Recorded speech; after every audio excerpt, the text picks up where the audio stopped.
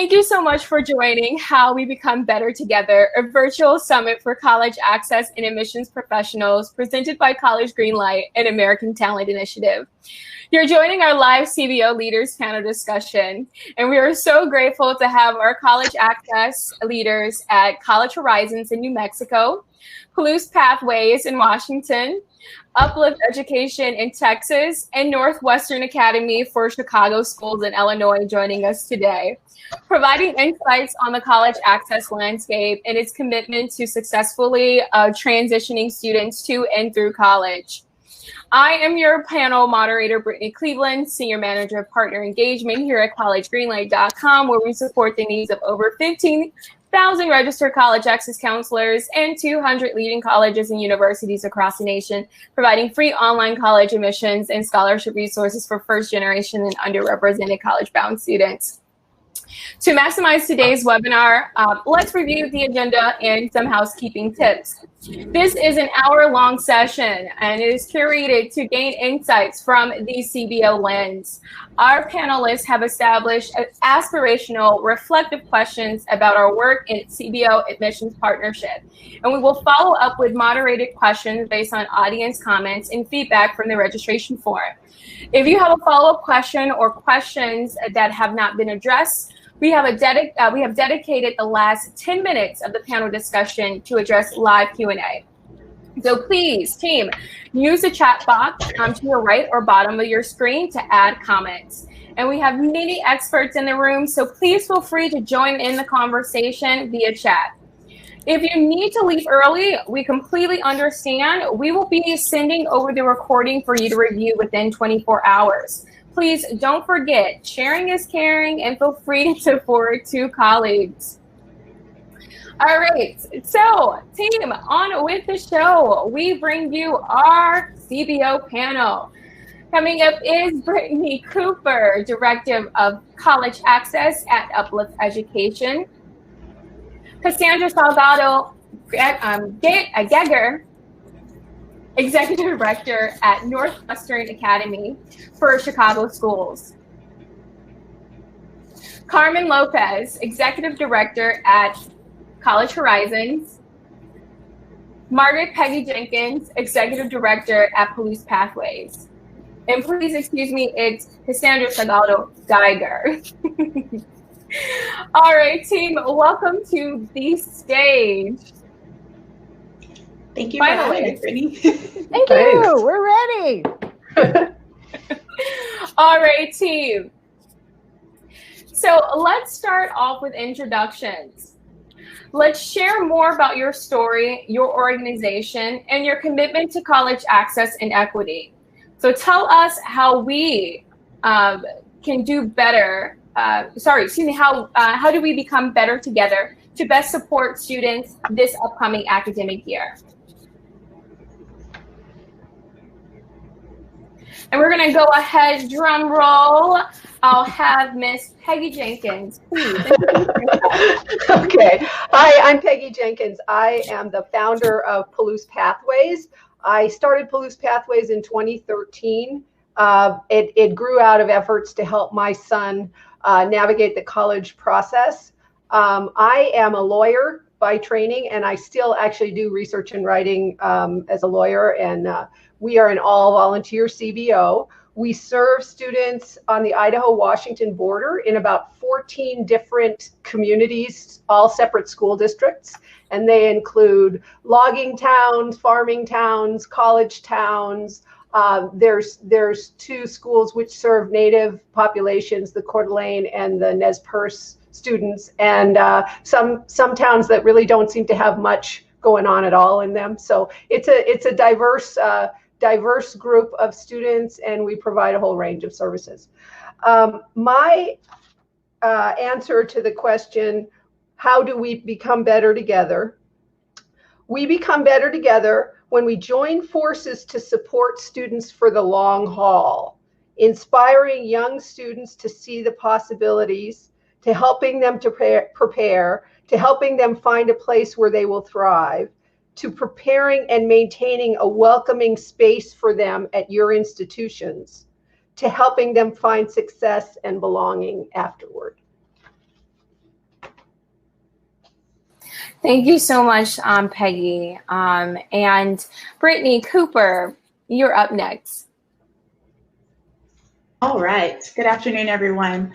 My name is Brittany Cooper. I use she and her pronouns, and I'm the Director of College Access at Uplift Education. We are a network of high-performing charter schools in the Dallas-Fort Worth Metroplex, emphasizing college and career success through the lens of the IB continuum. This is the start of my 12th year in education, and I've served in previous roles as a teacher, counselor, and assistant principal.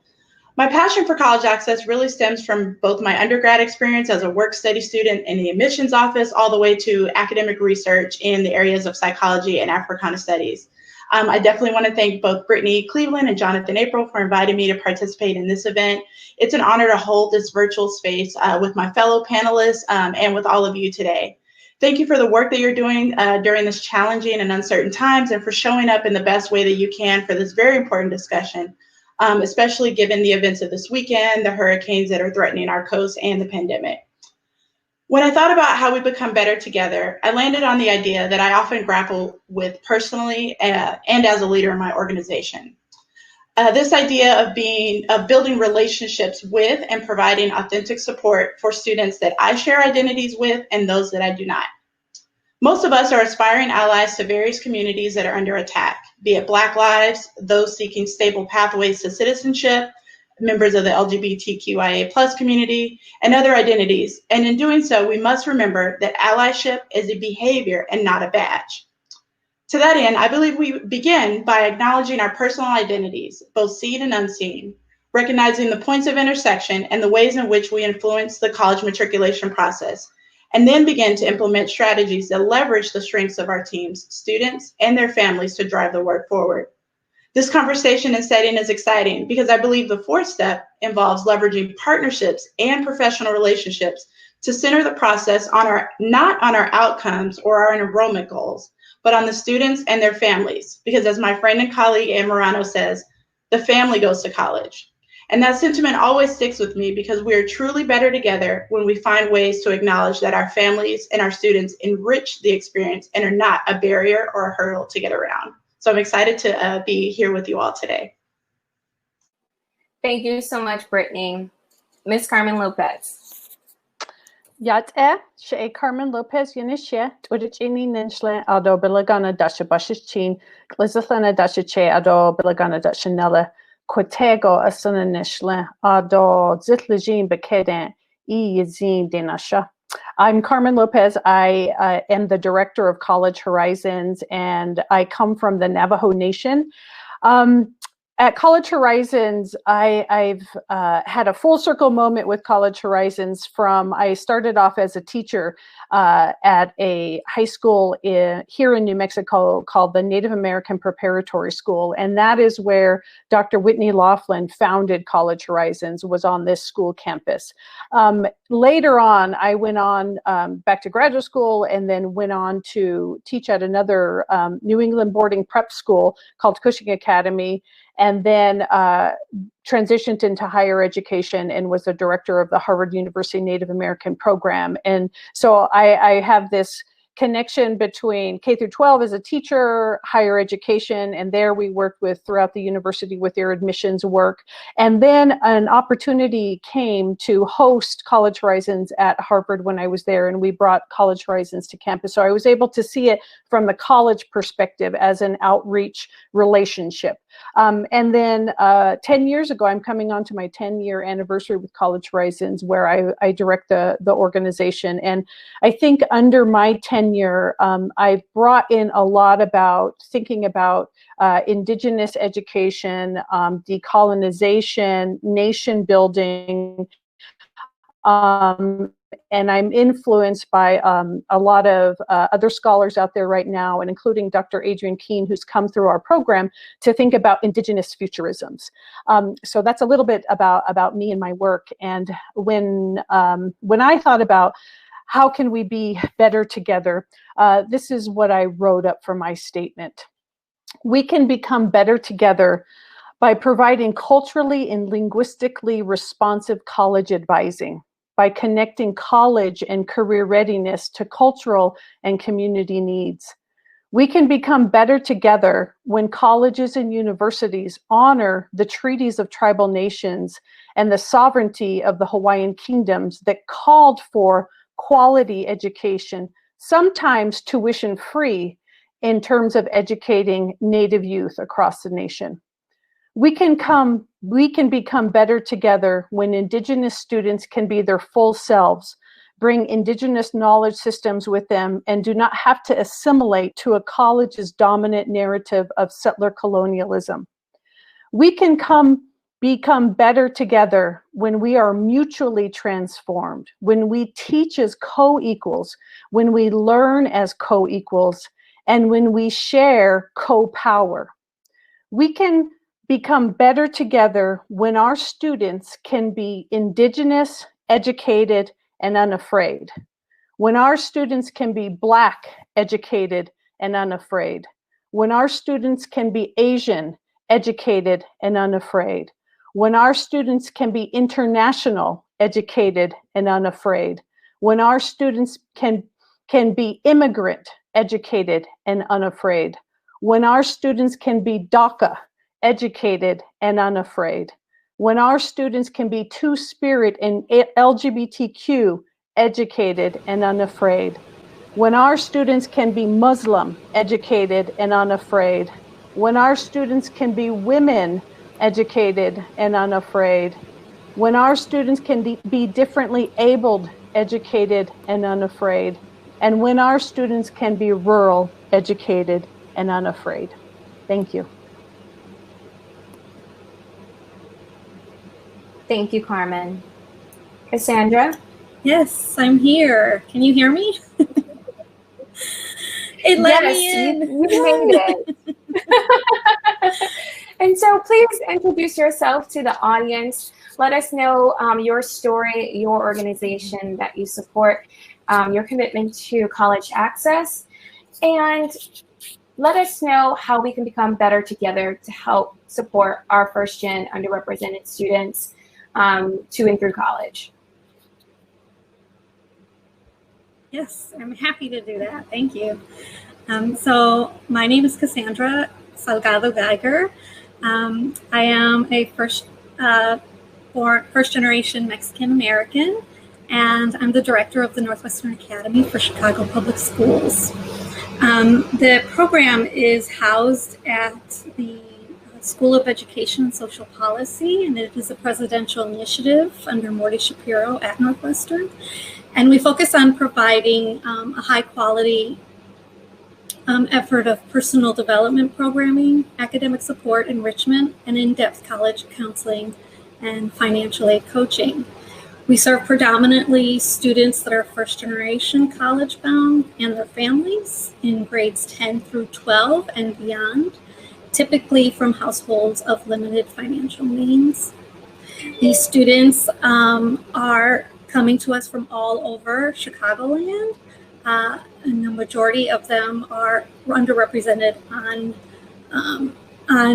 more highly selective campuses. And our goal is to partner with students, their schools, their families, to support successful matriculation, retention, and a quality experience at a highly selective college or university. And my goal, or my call to action, is we become better together by asking questions of ourselves and each other. Before you implement a program, make a recommendation, give advice, or help, you should ask yourselves a set of questions. These are questions I ask myself pretty much every day. Who really is this for? What assumptions am I or are we making by doing this, by making this comment, by this suggestion, by holding this event? What am I promoting in the way we are helping versus empowering versus supporting a student and their family? Thanks. Thank you. I want to just throw it out to the audience. Isn't this a power hour? This is a power crew. Just powerful words, insightful, very thoughtful, and just giving you guys behind the scenes of the conversations that came out of today's, as we were planning today's moderation. In true fashion, our CBO leaders wanted to remix it and throw out some questions for you. As they were also pondering and wanted to truly ground themselves in the work that they were doing as advocates, they raised a couple of questions around how we can best support each other in this upcoming year. And just to note, some of these questions may not have the answers, but it's truly an opportunity to really start to think how we can start incorporating some of these thoughts, ideas into our day-to-day conversations with colleagues and even our work with our students and their families. So with that being said, I'm going to open the floor for Peggy Jenkins, who has our first aspirational question.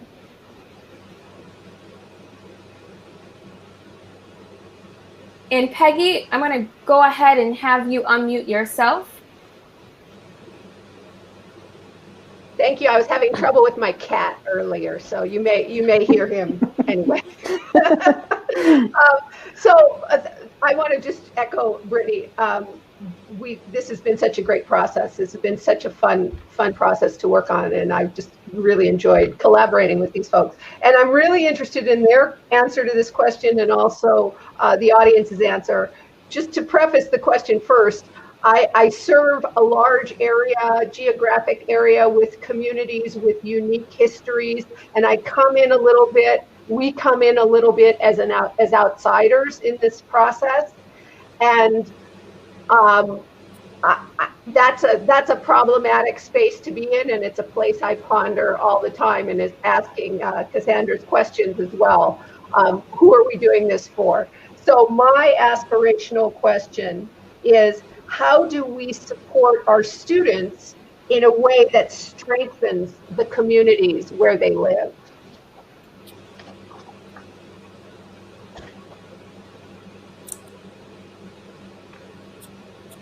I'm going to respond to Peggy's, just because community, in my opening, community and culture sit side by side college and career readiness when working with Indigenous students. And I think that that's the disconnect in higher ed. And I saw this when I worked in higher ed, that retention, I think of Indigenous students, not only retention, but success of Indigenous students in college is when we can translate the work that they're doing in the academy to the needs that they're trying to fill in their home community.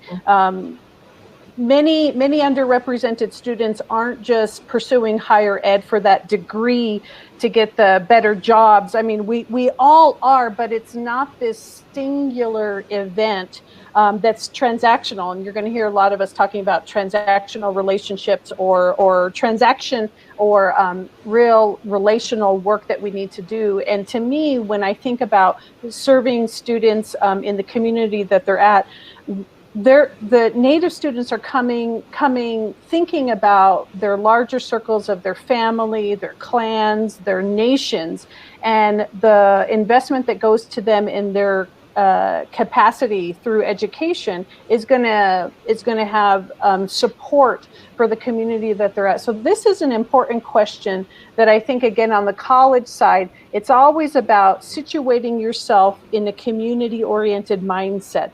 Why does college matter to this student and the community that they're a part of? Because most of us are saying, I'm trying to get this degree for something greater in the community that I belong to. So, and I think especially right now in this time, it's very much about the inequities that are pulled to the surface in a way with for rural students of no internet connection, spotty hotspot connection, not having the devices, not having access to water. Water has to be hauled in a lot of rural places still. So So when we think about that from the higher ed side of things, it is very much about understanding where our students and families are coming from. And then why does your institution matter to them? We try to empower our students to not just say, what is it that you can give to that institution, but what is it that that institution is going to do for you, your family, and your community? So thank you for that question. Yes, I just want to chime in really quick with two ideas to Peggy's question. One, I think, is it's on all of us to be mindful about the indirect and direct ways in which we encourage the separation of families, right? Like, just even in the context of our nation right now, there is a very clear presence of the impact, I should say, of what happens when you separate families on a national level, but then also during this process when you separate the student from their family and value, and we try to impose our values or our beliefs onto the student and not see them within their entire cultural context and cultural background. And so if this concept is new to anyone listening, I would invite you to check out some of the research on familialism, or in Spanish, familismo, to really understand that, again, the family goes to college, right? It is a whole experience that you need to involve parents in from start to finish, not just when you need information for taxes, because you want that student is going to have that entire community of support. And I think in the context of the community, to just be intentional about how you leverage others in the community. We're all coming from different CBOs and charter school networks, but to think about what faith leaders are in my community that I can work with, what other community organizations, clubs, social groups that I can involve, to really see the whole picture for the students that we're serving. Thanks. And I can add a little bit to that, in that the part of this is knowing where the student is at in terms of the distance traveled and where they have to come from, and what schools they're at that's academically not as rigorous as the other school on the other side of the street. So realizing that even though what you know on the outside, you may not see that as, that may not be the complete picture. And so having a community map. So this is on CBOs as well as admissions officers and whoever's going to work with students and their families, knowing what that community is about, what that neighborhood is about. And then meeting student, knowing that the student is going to have to travel a particular distance, not just physically, but also academically and in experience.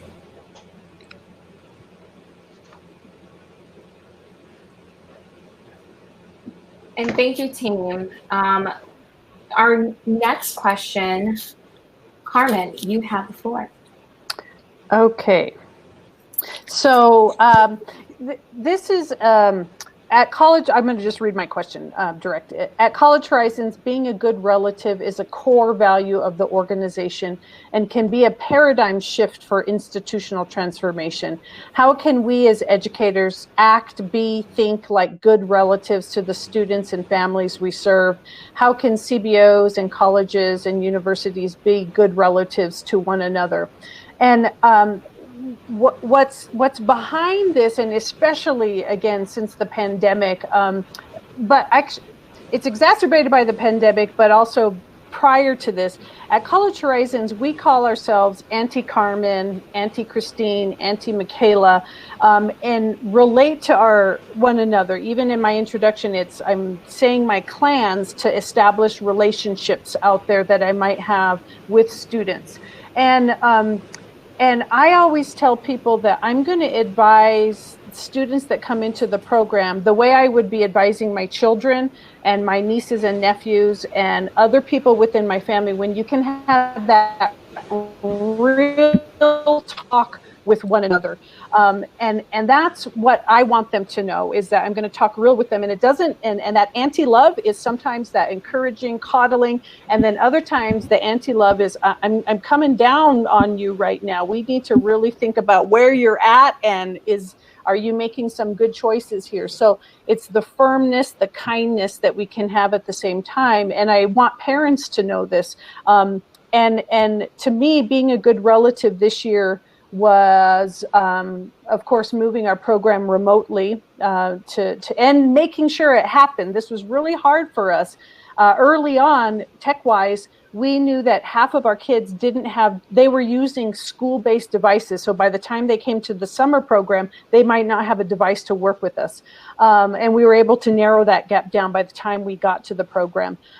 So being a good relative was College Horizons saying and grappling in June, what were we going to advise students on taking the ACT or SAT this coming fall? And what we saw and what we were seeing happening locally here in New Mexico and throughout Indian country was the ravages of this pandemic on Native country. And so I made the choice that we were going to be advising our students, no, you don't take the ACT or SAT until it is safe and unless you have to. And this was us also writing to our college partners saying, we need help here. We need you to go test optional. Writing to scholarship providers that we have relationships with early on to say, hey, our kids are having a hard time being able to 70% of our students did not have a ACT or SAT in the spring. So being a good relative was me thinking in the interest of the students' health and well-being, not what the college application required, not what my college partners needed, but to a student, how do we keep them safe? And what do we want them to focus on this fall? Studying, test prep? There's so much going on. How do we relieve stress and anxiety? What are the things that we can take off of their plate? So that is a framework that I've really been trying to also integrate into my personal life right now, is how can I be a good relative to other people during this time? And how can we make choices and decisions as an organization? And this is where I want to invite colleges and universities to think this way. How in this decision can I be a good relative? If this was my son, daughter, niece, nephew, what would I be advising and asking of them right now? And I don't know if anyone else would like to, on the panel, just add to that or think through that too. Thank you. Carmen, I was thinking that what I've done better recently, maybe because I have more time to engage with kids because they have more time, is I feel like I'm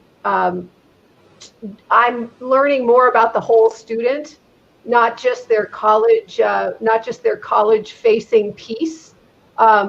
You know, one thing, you're looking at their house, you're in their room with them, right? It's kind of a more of an intimate sort of setting, and so you see more of them. And I think in a way, maybe what we would want colleges to do is to see more of us than the one student or the two students who come to their door, to see all those students who have different aspirations or abilities that are a part of what we're doing, even though it's not going to get through their door. So, and our histories as well.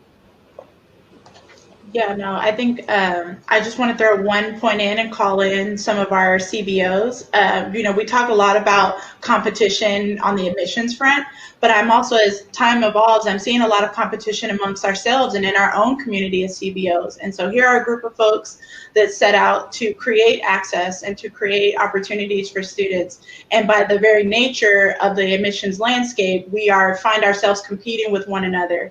And I think that is in some ways hindering the progress of everyone, right? Like once we discover a strategy that's working for students or working for partnerships and relationships, I now should want to reach out to Carmen or reach out to Cassandra and say, hey, this is working for me. But I see oftentimes people are afraid to do that because they want to protect that space for their students. But in a way, we're just perpetuating a lot of the same problems that we're trying to work against. So I just want to call everybody into that. Exactly, Brittany. I see that a lot. The competitive nonprofit, people seem to think that's not a thing or a real thing, and it is. The one thing I'd add to being a good relative that is something I've been seeing more in the last recent years with the competitive nature of college access programs sometimes, and the saturation in some areas of programming that's happening, is that students don't feel that they can say no to anything. And so I think part of this is allowing the space to have students grow and practice having boundaries, practice being able to say no, that not every opportunity is the one for you or one that you should do. Part of that is to their well-being. Like, it's okay to look at, evaluate something that comes along and say no to it. And I think that's something, especially our underrepresented students, that they don't feel empowered to do that. They think if they don't do it, they're going to be missing out. And that's the one pet peeve I have, is when we use language that perpetuates the missing out for them, that fear of missing out, the FOMO that we hear. So I think boundaries is a really good skill that they should be learning, and that me being a good relative is how I can do that. Cassandra, can you give an example of the kind of language you're talking about that we should avoid? Sure. So we have had multiple students that are at a school where they're being voluntold, right? It's kind of voluntary, but they're actually being, because who's telling them, they feel that they should do it. So to join another college access program, or to join a later intervention access program, or to do some more ACT prep on the top of the ACT prep already being provided by either us or their school. And so talking to that student, she wanted to say no, but she said she felt like she shouldn't and that she couldn't. And so I talked to her about, like, what does no mean? If you say no to this, what does your day look like then? What do your hours look like that you're not doing that? And she talked about engaging in other things, or being able to be at home and do some things at home that she's been wanting to do with her family, instead of sitting there and listening to things she already knows.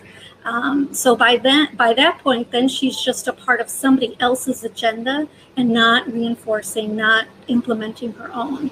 And so I think that kind of space of giving a student the space and letting them say no, even no to me. I love it when they push back and they have their points of why they don't want to do that, or why it's not going to work for them. Because I tell them a lot of times, if you can get through me, you're going to get through anyone, So sometimes giving that practice space and not telling them, like, you don't have to if you don't want to, but just talking through to them so that they can make an informed choice about their time and their energy. Very good. And I think this is a good transition. Cassandra, can you talk a little bit more about your How We Become Better Together statement?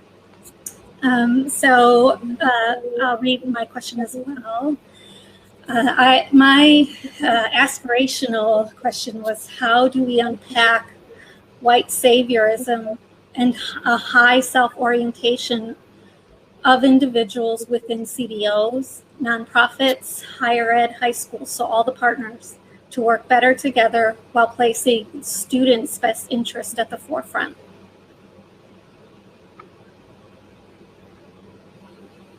And we can open up the floor. Panel, audience, let us know some of your initial thoughts.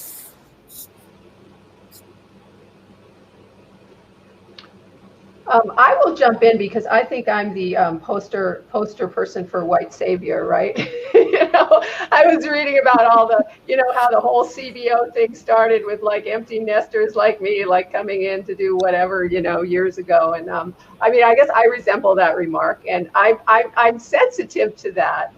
And I know that if I look back years ago, I have some regrets for the way that I handled things, because I really had a sense that what I could do was help kids find selective colleges, which none of you maybe mind that. I mean, that's sort of the orientation of a lot of CBOs, but in my community, that's not going to reach a lot of kids. And I have a feeling that way back, I mean, I visibly displayed disappointment on my face when they said they wanted to go to University of Idaho or whatever, you know, and that was wrong of me. You know, that I know that was wrong of me.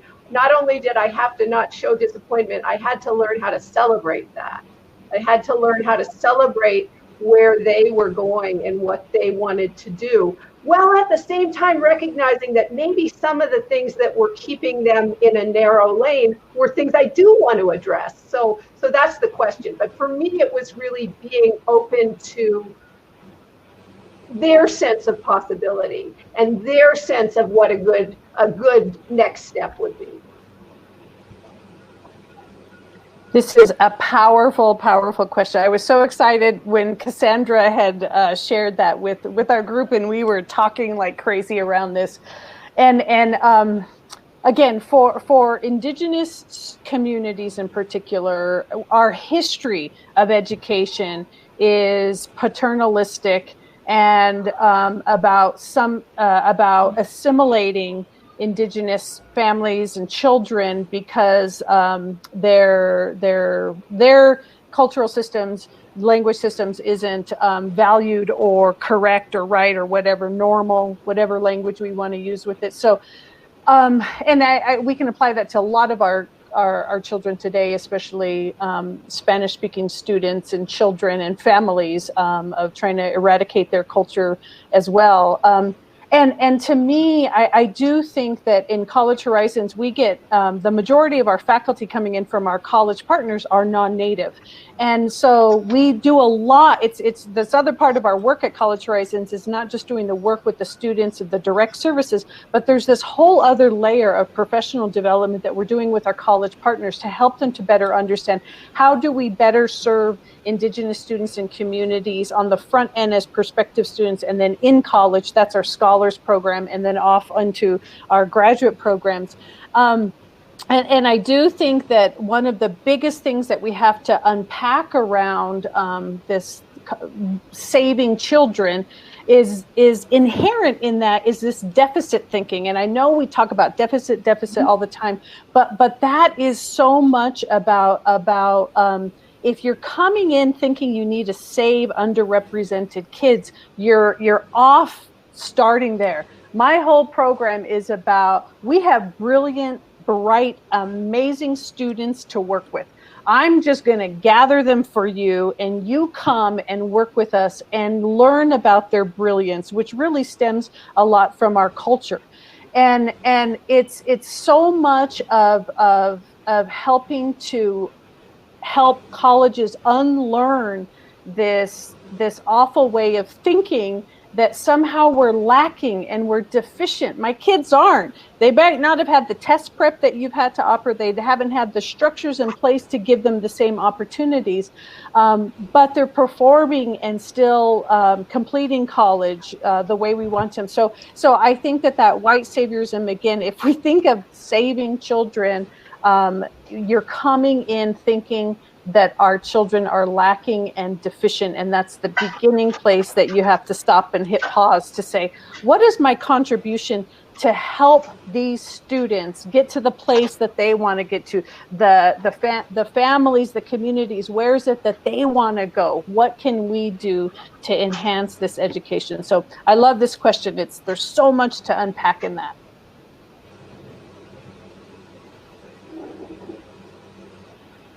And team, for the sake of time, let's go ahead and have Brittany. I'll have you open up the floor with your aspirational question. Yes, definitely. So my question is kind of centered around a little bit of my opening statement about providing authentic support to students.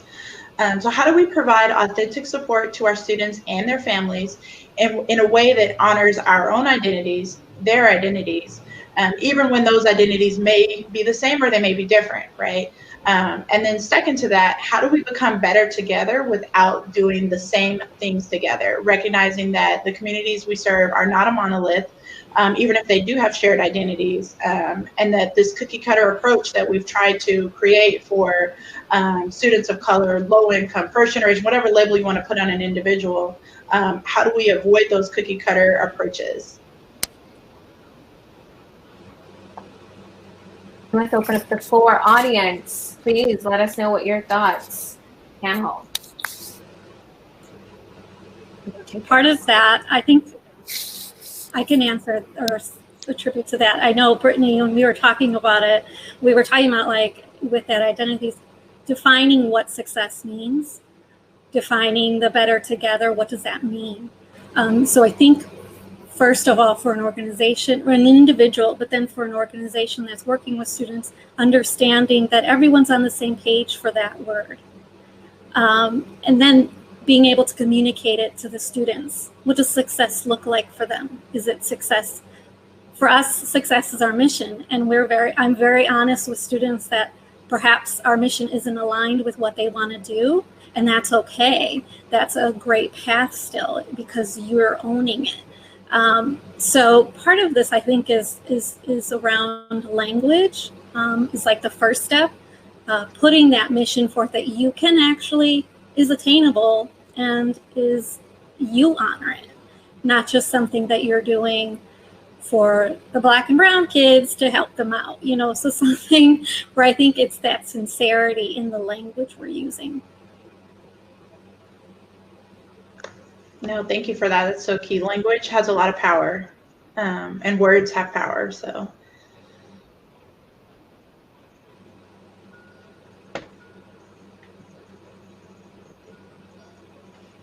oh, Cleveland, I think you're on mute, friend. Yeah, that's the running joke throughout. I'm gonna make a shirt for everyone that says "got mute." I think that's good. little sign you can hold up. And so let's shift gears. We are going to pivot to some questions that we've collected based off of the registration questions. But just before we even dive in, I just wanted to thank our panelists for asking these really thought-provoking questions. I know that there's definitely, opportunity for us to continue to sit and think, talk with our colleagues. But most importantly, as we're thinking about our partnerships between CBOs and college admissions, how can we start to have that dialogue and that discourse to figure out what and how we can bring some of these insights and moments of reflection as we are kind of building out or even reevaluating and reassessing what the definition of partnership is. So again, team, we want you all to please feel free to enter any questions in the chat room. We're going to be logging those questions. But in the meantime, we have identified a couple of questions from the audience based off of the registration. So first thing is first, I actually sat down on the BIPOC small group, and Tamara Seiler at Rice University raised this question, and we're going to raise this to our panel.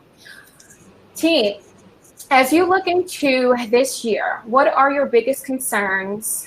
What are your students' biggest concerns? And how can our colleges best support our students and your team? Ooh, that's a good question. Kind of have three thoughts around it. Try to go quick to hold space for the panel, my panelists. I think first and foremost, right, is the emotional and physical well-being of students, family, and staff. I think people are constantly reminding us that back when we were on planes, they would tell you to put your mask on before you help someone else. And I think that's so true. And I think another concern for me is just the mixed messaging and the varying degrees of access when it comes to testing, and that push and pull where we try to, I love that Carmen mentioned, like, taking the stance about testing. And I know that that's like a very courageous thing to do, and others are stuck, right, and trying to figure out what decision do they make for that. And then just the need, I think for the student perspective, the need to find balance, right, between the context that you're in and the opportunities that are out there, and do I feel safe to go out there? What does November hold for me and for my future and the future of my family? So I think those are just three that are forefront for myself and my students.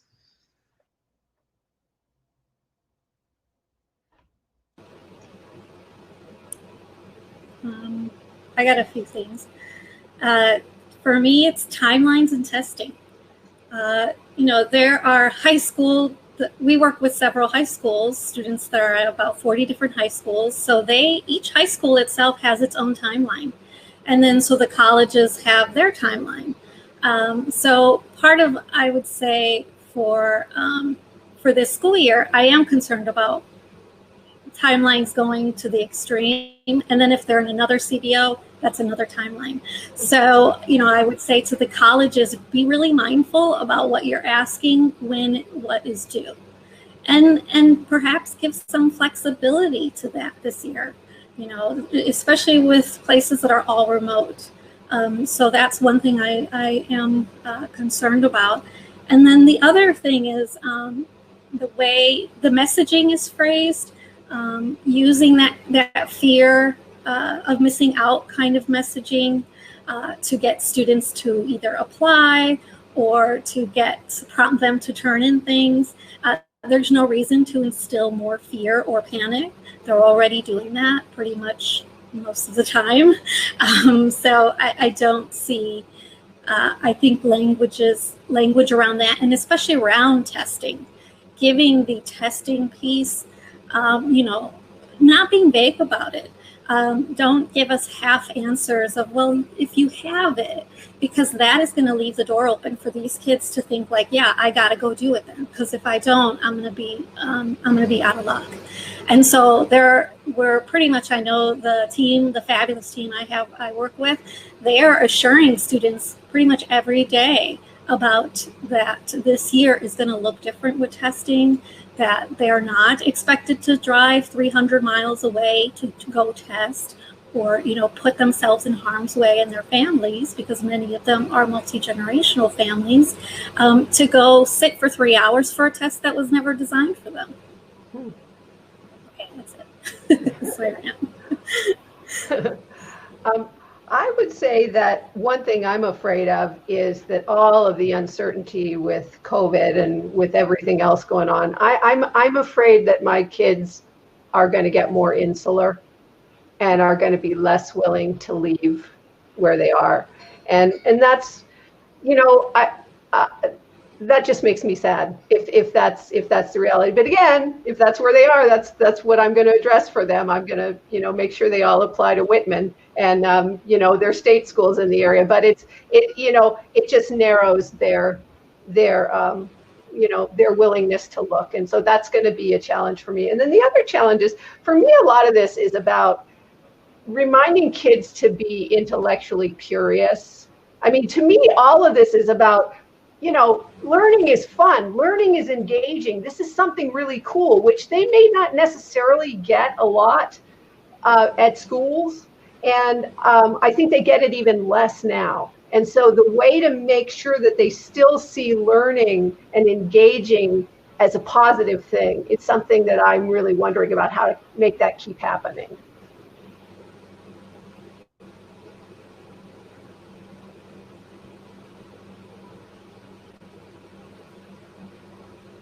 And if we don't have any other comments from the panel, let's transition over to another question that has come across.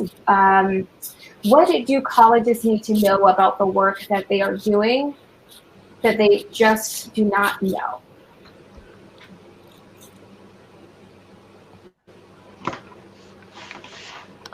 I can kick off this one. I think on the practical side, CBOs, we come in all shapes and sizes and varying level of financial support or volunteer work. I think, so, and again, the level of our own approach to supporting students is different. And I think, especially in this time of racial and educational equity and social justice, we also have different ways to what that success is supposed to be for a CBO. So I've been really trying to shift the language of college success as a college access organization is solely based off of my college completion rates, which is very high for college, for native students. It's up at 80-85%. And that's always what I get evaluated by. It's what foundations ask of us. It's what colleges are looking for. But I'm shifting to say we need to be focusing on college well-being, especially because of the racial injustice that our students, our college students, are experiencing on our college campuses. So you might hear the phrasing that college is making our students sick. They're making my Indigenous students sick.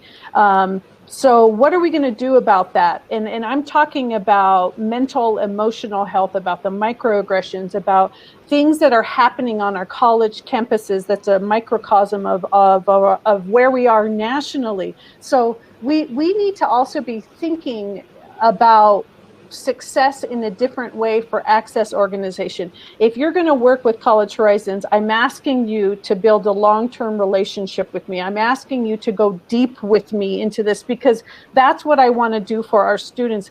I don't want to sell you the list of my kids' names. I'm not interested in that. I'm interested in you coming, thinking through things, thinking about what you're going to take back to your institution, how you've been transformed by working with the students in our program, and what you're going to go out and advocate for our students. And I think too, this was another saying that was at an NCAN conference as well, about how our colleges need to become student ready. You need to be ready to take in Indigenous students and provide for them the support systems. Because your institution wasn't created for them, you have got to do the work to create the space for them to be there. It's a lot of work, but it can be done. And it's being done by many of my partner colleges. So I see it, it can feel monumental and glacial in our movement in higher ed, but I see it. I see pockets of it with the colleges that I get to work with. So it's there. So anyway, I think that's the other part, is that I know the pressure of your deans of admission is, what's the ROI? How many student prospective applicants did we get from you attending College Horizons? It's not going to always work that way. It is about the relationships that you're going to develop with us and that we're going to open up for you. But you have to be in the long term with it, because I am. College Horizons isn't going anywhere. We're the constant that's going to be there. And I need college admission offices to come and be the long term and not focus on your ROI when it comes to us, because the resources for educational equity have not been invested in our students. So you're asking me to make up for 500 years of what higher ed has done to Indigenous communities, and that's not on me. That's on the institutions. I'll help you move along, but that's the responsibility that you have to see going into this work with us. All of that. Yeah. Well, and I'd say for me on that, what that means for me, for my students, is in particular, help me start earlier with them. And I think that's going to be different with all kinds of populations. But for me, rural kids, in my experience, are way more open to possibilities at 14 than they are at 16 or 17.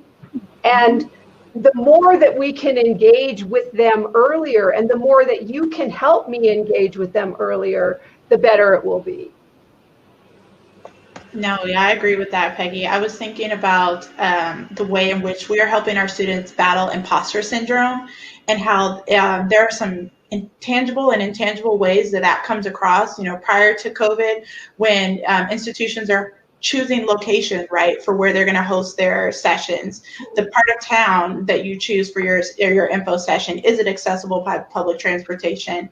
Is it in a part of town that's welcoming and safe for my students.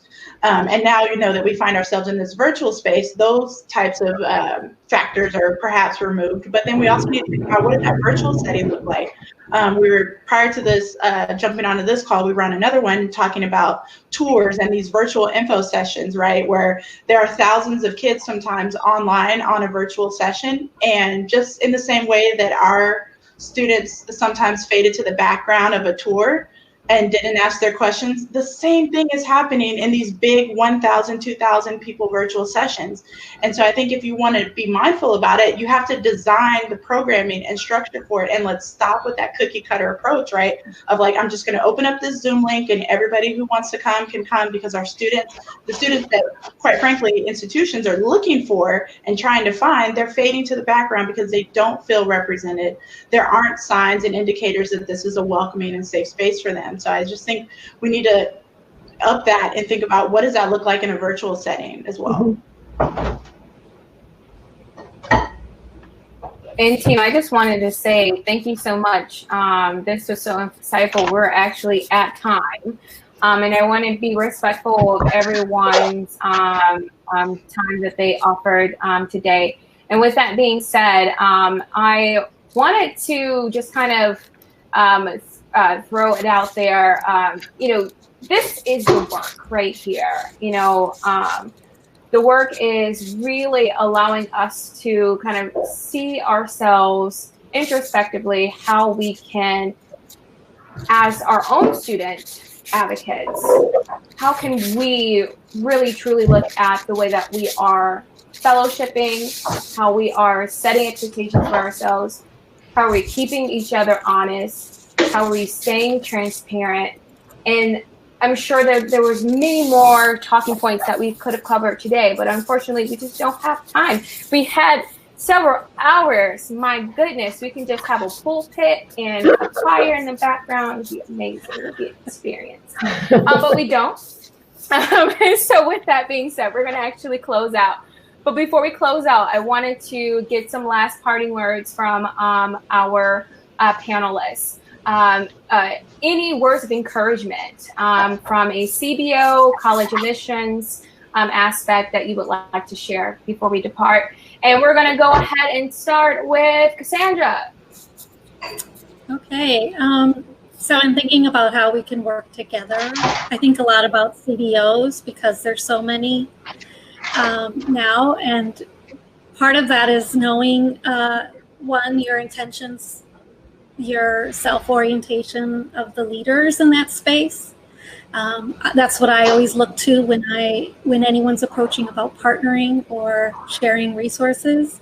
So I recommend knowing the ask. What are you asking?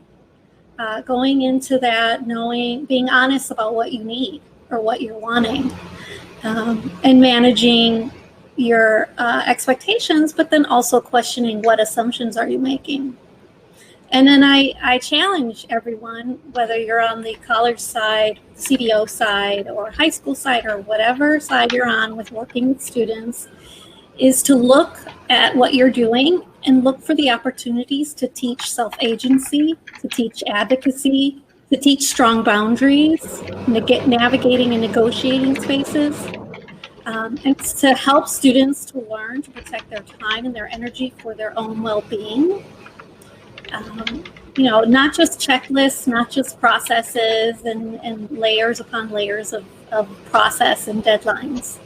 So I really hope that this is something that, know that it's out there, and we've got all these connections we're making on the Zooms and the hop-ins and everything else, that this is something we can work on together. Thank you. Thank you. And Peggy. I just want to say that some of the best things that have happened for Palouse Pathways have been instigated or based on collaborations with colleges, including some of you here. And I think of Claudia and Whitney at Bowdoin and the things that I learned at Casco conference. And I think of Chicago's Emerging Rural Leaders Program, which is where I and some of the local counselors learned about how engaged ninth graders were in this process. So you all are really definitely inspiring me with your the connections that you've made. And maybe they don't all work out, but your willingness to try things and engage with us has really shaped this experience for me. So I just really want to thank all of you who have reached out and do reach out to CBOs to help us do what we do. Thank you. And Brittany Cooper. Yes, I just want to leave everybody with a West African philosophy that I love and that I try to live my life by. It's called Ubuntu, and it's hard to translate, but oftentimes it's translated as I am a person through persons, or I am a people through people. And so what that means is that is, in essence, what it means to be better together. We are tied to one another. Our outcomes are tied to one another. Our relationship is a push-pull factor. And so I hope that through this conversation and others, we just continue to work together and not work against one another. Thank you. And last but not least, Miss Carmen Lopez.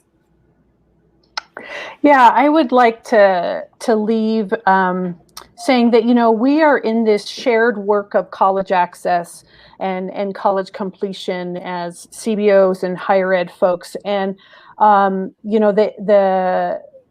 shared work, especially addressing racial injustice, educational equity, is the place that we need to be sitting in and thinking about deeply. Again, things have shifted to allow us to have conversations in a way that many of us have been trying to talk about, but now our ears, our eyes, our minds, our hearts are opened in a different way. And I really do believe that education, whether from Indigenous knowledge systems or Western knowledge systems, can coexist and sit together, and that it can create healing. I do believe that education can heal, and that's why I stay in it no matter where we're at. And I think I'm going to end thinking about, again, Dr. Adrienne Keene, who's come through our program as a student and who's now a professor at Brown University, and she teaches in our scholars program.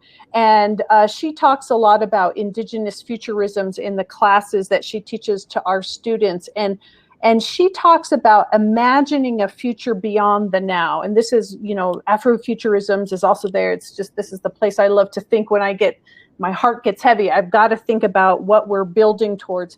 And we need to imagine a future beyond the now. For me, it's a world beyond settler colonialism, a world beyond the pandemic, a world beyond the racial injustice. And just know that we get to be a part of that imagining for our students. So, and another last knowledge that I say to our students this summer is that for underrepresented communities, we are often talked and told about generational trauma, but we also have ancestral stamina. And that's this other thing I have on a sticky, is to remind me of that ancestral stamina.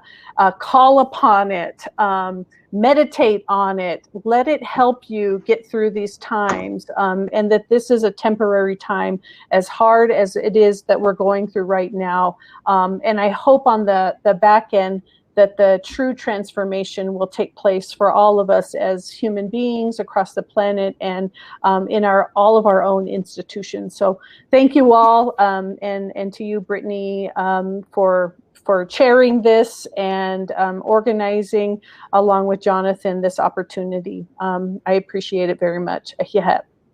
Thank you so much. I really do appreciate and value. This was not our plan to have such powerful women, leader, but I'm not mad at it. And hopefully we can actually be able to revisit this sometime in 2021, when the sun is up, and 2020 is behind us. But at this moment in time, we have to really pull ourselves up by the bootstraps and really lean in as community. And so thank you all so much. I'm going to go ahead and close out and give some more instructions on what to expect. So again, Cassandra, Brittany, Peggy, Carmen, this is our family. So by all means, one last question I wanted to ask you: how can our family get in contact with you? Yes, so I know that we provided LinkedIn information and links to our profile, so definitely please connect with me there. I'll drop my email in the chat as well. Down to connect. This is keep the conversation going and make sure those connections happen. Yeah. And I've got my contact information as well. And, you know, we have PalousePathways.org is our website, and you can contact us through there, or PalousePathways@gmail.com, and I'd love to hear from anybody.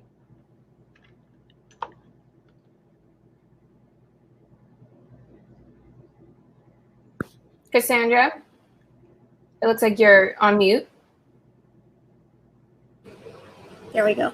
I'm putting my direct email into the chat. I would love to continue the conversation, especially with Brittany, Carmen, and Peggy, these amazing ladies. Yeah, this all gave me life too. So I'm feeling like I could go a few more hours.